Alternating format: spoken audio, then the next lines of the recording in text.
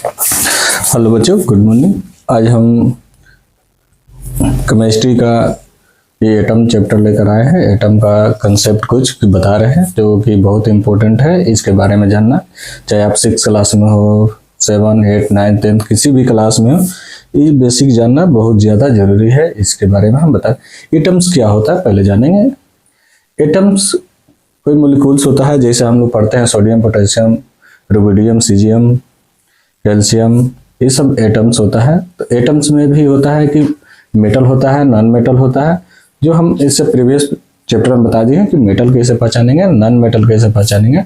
जो मेटल होता है उस पर पॉजिटिव चार्ज होता है, नॉन मेटल होता है उस पर निगेटिव चार्ज होता है। वो पॉजिटिव चार्ज निगेटिव चार्ज क्यों होता है वो फर्स्ट वीडियो में हम अपना बता चुके हैं, उसमें देख लीजिएगा प्रीवियस। अब आते हैं कि एटम। एटम जो भी होता है उसमें 3 चीज होता है, एक प्रोटॉन, न्यूट्रॉन और इलेक्ट्रॉन। हाइड्रोजन छोड़ के, हाइड्रोजन में सिर्फ 1 प्रोटॉन होता है, उसमें न्यूट्रॉन एब्सेंट रहता है। न्यूट्रॉन हो तो एक हाइड्रोजन ही ऐसे है, बाकी सब एटम में प्रोटॉन न्यूट्रॉन होता है। ये चीज याद रखेंगे। आइए हम लोग देखते हैं कि प्रोटॉन क्या होता है, न्यूट्रॉन क्या होता है, इलेक्ट्रॉन क्या होता है। तो प्रोटॉन जो होता है किसी भी एटम के सेंटर में रहता है। कोई भी एटम हो उसके सेंटर में क्या रहता है, प्रोटॉन न्यूट्रॉन होता है। और उसके जो बाहरी तरफ घूमता है वो इलेक्ट्रॉन घूमता है, जो वहीं किसी भी एटम से रिएक्शन में भाग लेता है इलेक्ट्रॉन। प्रोटॉन पर पॉजिटिव चार्ज होता है, प्रोटॉन पर पॉजिटिव चार्ज होता है, इलेक्ट्रॉन पर नेगेटिव चार्ज होता है, न्यूट्रॉन पर कोई चार्ज नहीं होता है। तो याद रखेंगे, प्रोटॉन पर पॉजिटिव चार्ज, इलेक्ट्रॉन पर नेगेटिव चार्ज, न्यूट्रॉन पर नो चार्ज, कोई चार्ज नहीं होता है। अब आते हैं एटम। कोई भी एटम हो तो उसमें एटम रहेगा तो वहां पर नीचे एक लिखा रहता है, देखिए जैसे 11, 23। तो जो नीचे लिखा रहता है उसको एटॉमिक नंबर बोलते हैं। इसको क्या बोलते हैं, एटॉमिक नंबर। इसको एटॉमिक मास बोलते हैं। जेड को एटॉमिक नंबर, जेड को एटॉमिक नंबर, ए को एटॉमिक मास बोलते हैं। तो याद रखेंगे, कोई भी एटम जैसे सोडियम दिया हुआ तो यहाँ पर लिखा रहा है तो समझिए कि एटॉमिक नंबर है, ये एटॉमिक मास है। चाहे ऐसा भी लिखा सकता है, 11 यहाँ, 23 यहाँ, सॉरी ऐसा नहीं, यहाँ भी कहीं कहीं लिखा रहता है। तो ऐसे समझ जाइएगा कि एटॉमिक नंबर है, एटॉमिक मास है। अब इसमें क्या पूछा जाता है, कोई भी एटम ये दिया हुआ है तो इसमें पूछ सकता है कि इसका एटॉमिक नंबर, जैसे ये सोडियम दिया हुआ, इसका एटॉमिक नंबर कितना है। तो एटॉमिक नंबर कितना है, 11। एटॉमिक मास कितना है, 23। प्रोटॉन नंबर कितना है, तो जो प्रोटॉन, यहाँ देखिए, जो प्रोटॉन नंबर होता है, एटॉमिक मास प्रोटॉन नंबर के बराबर होता है। एटॉमिक मास किसके बराबर है, प्रोटॉन नंबर के बराबर। तो इसका प्रोटॉन नंबर, एटॉमिक नंबर क्या है, 11। एटॉमिक नंबर और प्रोटॉन नंबर सेम होता है तो 11। याद रखेंगे, जो प्रोटॉन होता है वही नंबर इलेक्ट्रॉन का भी होता है।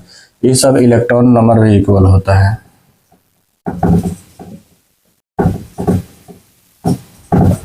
तो इसमें इलेक्ट्रॉन नंबर भी कितना होगा, 11। अब आते हैं न्यूट्रॉन नंबर। तो न्यूट्रॉन नंबर ये दोनों का माइनस होता है। क्या होता है, दोनों का माइनस। न्यूट्रॉन नंबर क्या होता है, atomic mass minus atomic number, मतलब कि एटॉमिक मास में से एटॉमिक नंबर। तो ये कितना हो जाए, 23 माइनस 11, 12। तो ये हो गया न्यूट्रॉन नंबर। किसी भी एटम में अगर atomic number, atomic mass, proton number, electron number, neutron number पूछा जाए तो आप आसानी से निकाल सकते हैं। चलिए यहाँ पर हम बता भी दिए हैं कि atomic number, proton number, electron number सब आपस तीनों इक्वल होता है। न्यूट्रॉन नंबर अलग होता है। देखिए, न्यूट्रॉन नंबर ऐसा ना समझिए कि इसका मास इक्वल होता है, इसका नंबर की संख्या इक्वल होता है आपस में। अब ये न्यूट्रॉन नंबर, न्यूट्रॉन नंबर क्या होता है, एटॉमिक मास में से एटॉमिक नंबर माइनस कीजिएगा। चाहे एटॉमिक मास क्या होता है, atomic number plus neutron number. ये जो इसका सेंटर में होता है, न्यूक्लियस में होता है, यही एटॉमिक मास होता है। क्या होता है, ये एटॉमिक मास होता है। इसीलिए इसको proton number plus neutron number को एटॉमिक मास बोला जाता है। अब ये तो हम लोग सोडियम का लिखे। अब यही किसी जगह पर सोडियम का ना लिख के आपका क्लोरीन का लिखना रहेगा। मान लीजिए क्लोरीन, तो E17 होता है, E35 होता है। तो इसमें जब लिख लीजिएगा तो देखिए इसको तो बोलते हैं, याद रखिएगा, इसको क्या बोलते हैं, एटॉमिक नंबर।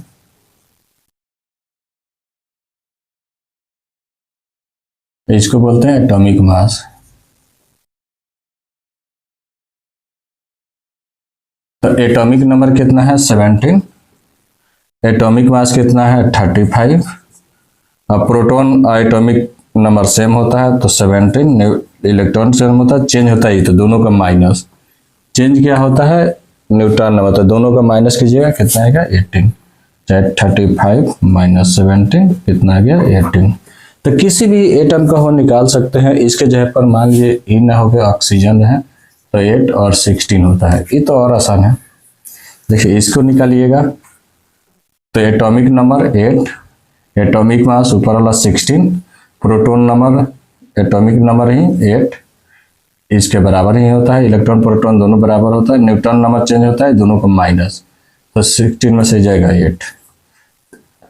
चलिए किसी भी नंबर का आप किसी भी एटम में आप आज सीख गए कि प्रोटॉन कितना होता है, इलेक्ट्रॉन कितना होता है, न्यूट्रॉन कितना है, एटॉमिक नंबर कितना होता है, एटॉमिक मास कितना है। एटॉमिक मास याद रखिएगा, इसको जेड से डिनोट करते हैं, एटॉमिक नंबर को ए से डिनोट कर एटॉमिक नंबर को जेड से डिनोट करते हैं, एटॉमिक मास को ए से डिनोट करते हैं। ये भी याद रखें, किसी भी एटम के ऊपर में लिखा रहता है उसको एटॉमिक मास बोलते हैं, नीचे एटॉमिक नंबर बोलते हैं। एटॉमिक मास होता है प्रोटॉन न्यूट्रॉन का सम के बराबर होता है, और इलेक्ट्रॉन इसके चारों तरफ घूमता है, वही भाग लेता है किसी भी एटम से रिएक्शन करने में।